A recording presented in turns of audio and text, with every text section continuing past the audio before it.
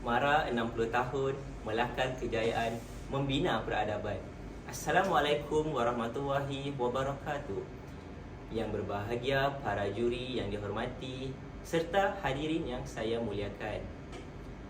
60 tahun yang lalu Mara dilahirkan daripada harapan sebuah bangsa.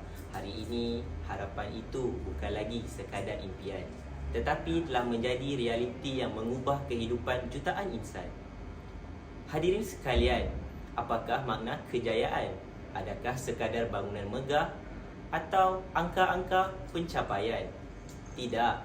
Bagi Mara, kejayaan adalah apabila seseorang anak desa akhirnya bergelar profesional.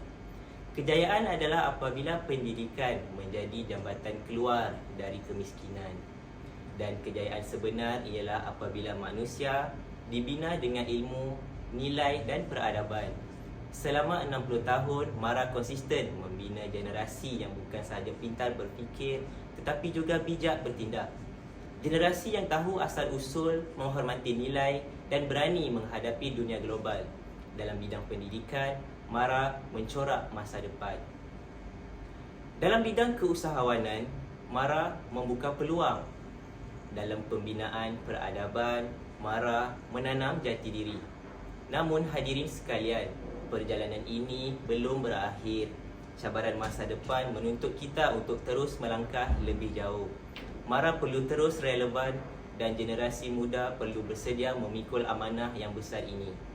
Jika 60 tahun yang lalu Mara membina asas, maka hari ini tugas kita untuk memperkukuh legasi. Sesungguhnya Mara 60 tahun melakar kejayaan membina peradaban.